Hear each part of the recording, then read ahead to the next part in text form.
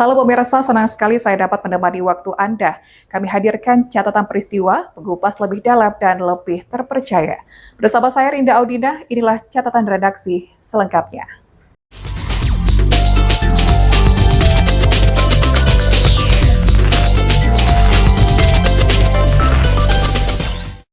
Pelaku pencurian sepeda motor bersenjata api rakitan Zulkarnain alias Zul ditangkap tim unit Treskrim Polsek Sekernan Resort Purwodadi. Pelaku diketahui merakit sendiri senpi miliknya dengan belajar dari tutorial YouTube. Uang hasil kejahatan curanmor yang didapat digunakan tersangka untuk membeli narkoba.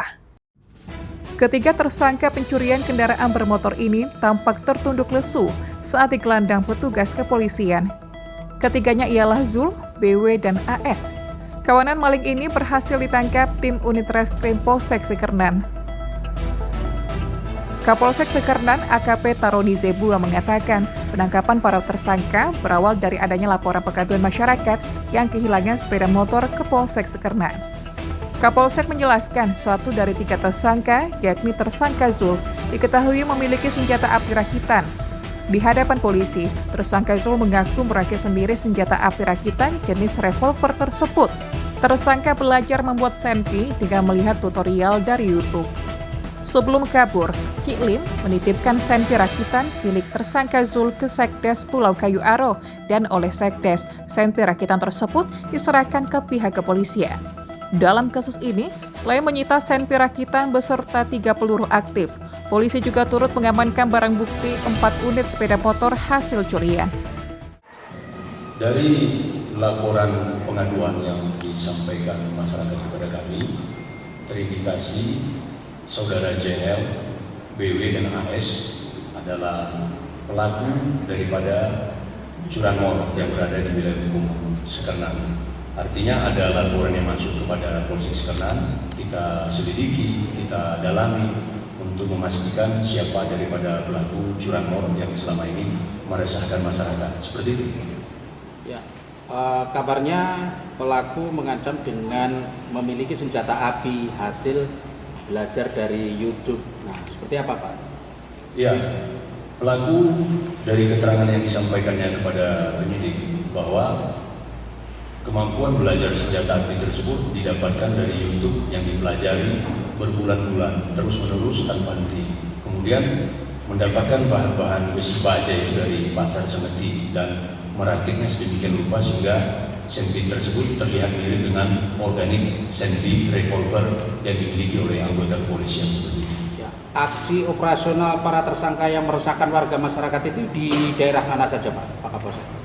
Ya, dapat kami jelaskan, aksi ini sering terlihat di seputaran desa Pulau Raman dan juga desa Suakutan, dan itu dilihat diketahui oleh banyak warga. Jadi pelaku ini sering menenteng daripada senpi ini, memperlihatkan dan memberikan ancaman kepada masyarakat.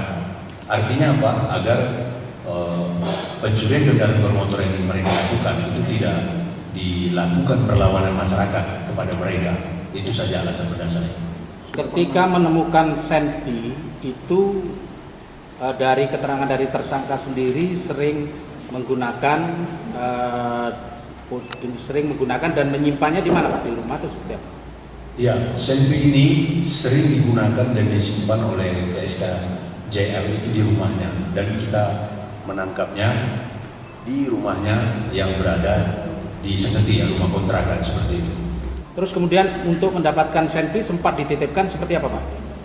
Ya, senpi tersebut sempat dititipkan kepada kawannya atas nama Cik Lim, yang juga saat ini adalah buronan kami, karena Cik Lim ini mengambil peran sebagai penada motor-motor curian, barang curian lainnya.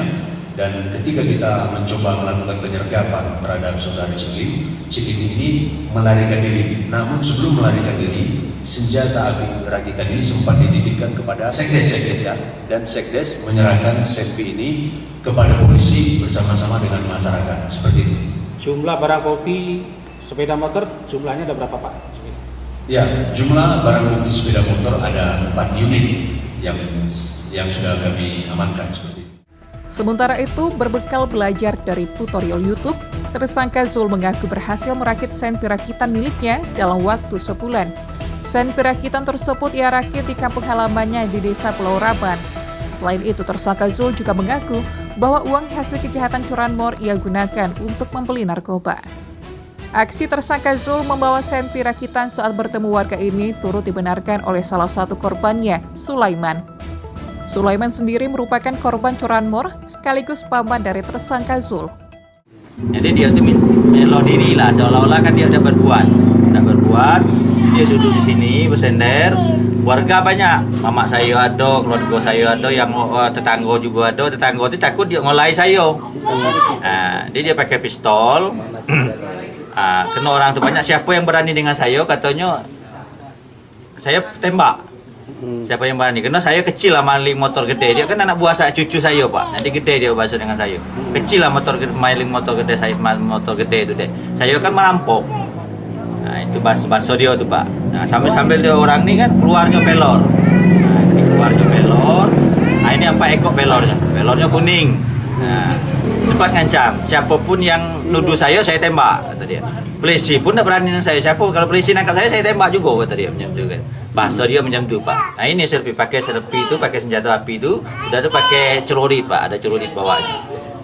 Banyak tetangga ini ada warga tetangga sini. Dia nak mencari bujangmu yang namanya pak, tapi bujangmunya tak ada pak. Karena menurut dia bujangmu tu yang nuduh dia maling motor saya tu. Tersangka Zul terancam pasal berlapis dengan ancaman pidana penjara selama 12 tahun. Dovia Putri Sanjaya, JEK TV, melaporkan. Seorang burung walet milik Husein, warga Kelurahan Cijenjang, Kecamatan Jambi Timur, Kota Jambi, dicuri balik.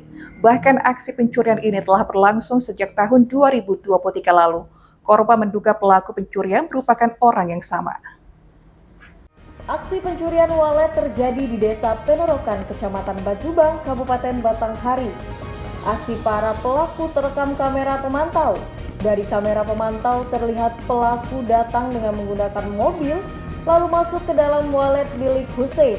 Setelah berhasil menjarah sarang walet, pelaku keluar dengan membawa bungkusan plastik yang diduga berisikan sarang walet. Korban Husein mengatakan, sejak tahun 2022 hingga sekarang, sarang walet miliknya sudah dicuri sebanyak 4 kali oleh pelaku. Korban mengaku telah membuat laporan ke Polsek Bajubang sejak tahun 2023. Namun hingga hari ini tidak kunjung mendapatkan jawaban.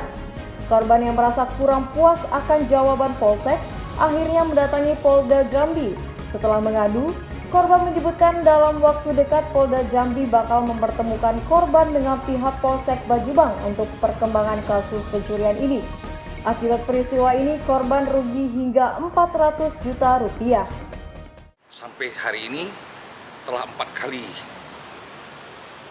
terjadi perkara pencurian ini, tidak ada perkembangan. Sementara saya datang ke Polda ini untuk melanjutkan perkembangan perkaranya. Itu kejadiannya di mana? Di daerah Desa Penerokan, Batanghari. Kasusnya? Kasusnya pencurian pembobolan gedung walet. Itu kita buat laporan ke kepolisian sejak kapan? Dari 2023 sudah ada 1 tahun setengah. Untuk terkait yang tadi kata, ya. Hasilnya gimana? Tadi hasilnya dikatakan akan diproses, dipanggil dari pihak Polsek Bajubang untuk diketemukan di sini.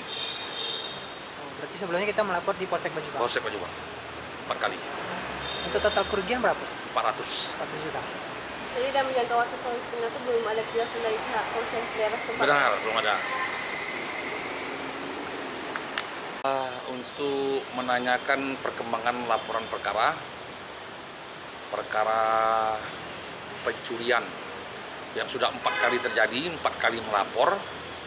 Jadi laporan pertama itu ada bukti CCTV plat mobil dapat. Nah, korban berharap polisi segera dapat menangkap pelaku karena plat mobil yang digunakan para pelaku untuk mencuri sudah dikantongi dan diserahkan ke polisi. Heri Zulkifli, JEK TV melaporkan. Setelah resmi dilantik menjadi Kapolresta Jambi, Kombes Pol Boy Sultan Binaga Siregar menegaskan akan memberantas geng berandalan di kota Jambi yang kian marak membuat resah masyarakat. Kombes Pol Eko Wahyudi telah dialihkan tugasnya sebagai analis kebijakan Badia bidang STIK di Lemdiklat Polri dalam rangka pendidikan pengembangan tugas tahun 2025. Dengan adanya mutasi ini, posisi Kapolresta Jambi kini resmi dipimpin oleh Kombes Pol Boy Sultan Binaga Siregar. Setelah dilantik menjadi Kapolresta Jambi, Kombes Pol Boy Sultan Binaga Siregar mengatakan dirinya bersama jajaran akan meningkatkan pengawasan dan pemberantasan geng motor yang kian marak di kota Jambi, sehingga kota Jambi bisa aman dan kondusif seperti biasanya. Yang baik, mudah-mudahan bisa kita tingkatkan, contohnya seperti geng motor, begal, mudah-mudahan kita bisa menciptakan kota Jambi yang lebih kondusif lagi. Ada kerasan, Jambi, tindakan nekat. Makanya kita tidak lanjuti Pak, karena memang kami pun tidak seperti itu.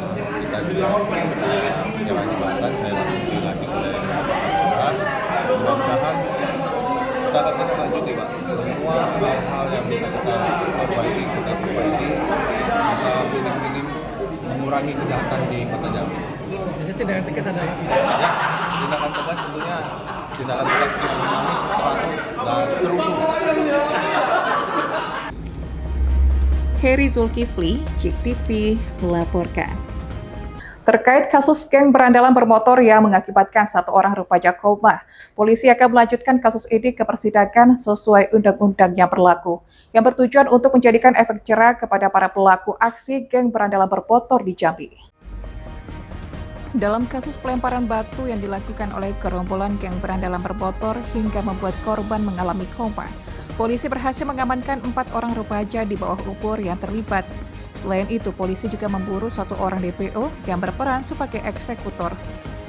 Terkait langkah hukum terhadap para pelaku aksi geng berandalan bermotor yang memakan korban dan meresahkan masyarakat Jambi, Direskrim Polda Jambi Kombes Pol Badang Subeti mengatakan pihaknya akan memberikan efek jerat kepada pelaku geng berandalan bermotor tanpa terkecuali.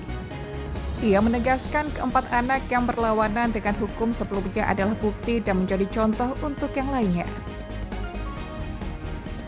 Sebab keempat anak tersebut akan dihukum sesuai undang-undang yang ada dan tetap akan melanjutkan mereka ke persidangan. Manang menjelaskan tindakan ini dilakukan guna memberi efek jerah terhadap mereka, para geng berandalan bermotor. Mereka masih di bawah umur semua dan masih sekolah. Betul ya? Sekolah? Betul. Masih sekolah. Tindakan hukum gimana? Kita akan proses sesuai dengan undang-undang yang ada. Kita akan tetap ajukan mereka ke persidangan nanti supaya menjadi efek jerah dari yang lain. Karena kita ketahui di Jambi ini banyak sekali kelompok berandalan, kelompok-kelompok ini yang membuat resah, ya, terutama lihat dari video yang sudah banyak beredar. Selain korban itu ada yang lain sebelumnya mereka lakukan misalnya? Mereka punya kelompok dan ada video-videonya, di handphonenya juga ada. Sudah kita lihat video-video mereka, kegiatan aksi mereka, nyerang tawuran sana sini, ada semua di video di handphonenya. Tapi bukan hanya satu kali ini, ya sudah beberapa kejadian, mungkin tidak terdeteksi ada korban atau apa, tapi kita sudah dapatkan video-video di handphone mereka ini. Salah satu ini adalah admin dari akun media sosial mereka yang merekam dan mengupload video-video itu ke media. Heri Zulkifli, JEK TV melaporkan. 4 remaja anggota geng motor berandalan berhasil diringkus oleh pihak kepolisian. Mereka diduga terlibat dalam aksi pelemparan batu yang mengakibatkan seorang remaja koma. Sebelumnya pada tanggal 14 Januari 2025, seorang remaja telah menjadi korban pelemparan batu yang dilakukan oleh segerombolan geng berandalan bermotor di wilayah Kelurahan Kenali Asam Bawah, Kecamatan Kota Baru, Kota Jambi. Akibat aksi geng berandalan bermotor tersebut, korban mengalami koma dan dirawat di salah satu rumah sakit di Jambi. Direskrim Polda Jambi Kombes Pol Manang Subeti menyampaikan peristiwa ini dilatar belakangi oleh dendam antara 2 kelompok remaja. Manang mengatakan dari 4 orang yang berhasil diamankan, mereka semua masih di bawah umur dan saat ini statusnya adalah anak yang berlawanan dengan hukum. Kami berawal dari kejadian hari Selasa tanggal 14 Januari 2024. Pada saat itu ada kejadian seorang korban yang menderita luka di kepalanya dan sampai saat ini masih berada di rumah sakit karena terkena lemparan batu dan kondisinya koma. Kemudian kita lakukan penyelidikan, akhirnya bisa kita urai peristiwanya. Ternyata ini adalah akibat adanya dendam antar kelompok berandalan ini. Saya nggak usah sebutkan nama pelakunya karena mereka ini masih di bawah umur, jadi mereka ini statusnya anak yang berhadapan dengan hukum. Intinya ini adalah adanya dendam antara kelompok berandalan ini dari salah satu anak di bawah umur, anak yang berhadapan dengan hukum. Pelaku anak ini mengajak temannya yang sekarang masih kita cari DPO, ada satu orang dengan inisial Red. Itu pun kita akan segera tangkap. Ketika mereka melakukan ini, akhirnya mereka menyerang salah satu kelompok yang ada di sana juga. Jadi sebenarnya ada salah satu yang disasar oleh mereka yang bernama Agus. Agus ini membonceng korban itu dan yang menjadi kena sasaran adalah korban yang sekarang ada di rumah sakit. Kemudian ada 2 kasus lain juga yang terkait dengan Sajam ini. Kita juga lakukan proses penyidikan. Mereka semua adalah anak berhadapan dengan hukum. Selanjutnya, pihak kepolisian masih memburu 1 orang DPO, yakni pelaku eksekutor dalam pelemparan batu. Heri Zulkifli, Cek TV melaporkan. Kita ke sorotan lain, pemirsa. Kebakaran hebat terjadi di kawasan hutan produksi Dusun Sedabi, Kabupaten Batanghari. Kebakaran tersebut terjadi akibat ledakan sumur tambang minyak ilegal. Akibat insiden ini, 3 orang pekerja kritis akibat luka bakar. Diduga berasal dari percikan api mesin genset yang menjambar ke sumur minyak bercampur gas bumi. Tambang minyak ilegal di kawasan hutan produksi Dusun Senami, Desa Jebak, Kecamatan Muara Tembesi, Batanghari, Jambi kembali meledak dan terbakar saat para pekerja tengah memindahkan minyak mentah ke dalam bak penampungan. Akibat kebakaran ini, 3 orang pekerja kritis dan langsung dilarikan ke Rumah Sakit Hamba Muria Bulian untuk mendapatkan perawatan medis. Ya, untuk saat ini tim masih terus melakukan upaya pemadaman dibantu dengan masyarakat setempat. Kemudian tim juga masih melakukan upaya-upaya untuk melakukan penyelidikan, mengamankan lokasi dan mengamankan barang-barang bukti yang didapat di lokasi. Insiden ini menyebabkan berapa korban jiwa ini Pak Kasat? Sampai saat ini informasi yang kami dapat terakhir 3 orang korban dari masyarakat. Kondisinya? Untuk kondisi yang 2 kurang lebih luka bakar 40%, untuk yang 1 sekitar 85%. Untuk pemilik tambang ini siapa nih? Informasi yang kami dapat, informasi awal yang kami dapat, pemilik ini inisial D. Namun masih kami pastikan lagi berdasarkan olah TKP nanti di lapangan seperti apa. Untuk kronologis pastinya seperti apa Pak? Untuk kronologis pastinya kami belum bisa lakukan rilis lebih dalam karena saat ini masih belum fokus untuk mengungkap, karena untuk saat ini lebih fokus untuk olah TKP dulu sampai tuntas dan dipastikan dulu TKP itu benar-benar steril baru kita bisa lakukan upaya ungkap yang sejelas-jelasnya. Pemodal sekaligus pemilik sumur tambang minyak ilegal berinisial DK saat ini tengah diburu aparat kepolisian Satreskrim Polres Batanghari. Semburan api yang berasal dari minyak mentah yang bercampur gas ini hingga kini masih menyala dan sangat sulit dipadamkan. Sementara, tim gabungan yang berada di lokasi kebakaran kini masih terus berupaya memadamkan api serta melakukan mitigasi agar kobaran api tidak meluas. Muhammad Aryuda, Cek TV melaporkan. Informasi tadi sekaligus menutup perjumpaan kita. Wakili tim redaksi yang bertugas, saya undur diri. Cek TV, inspirasi kita.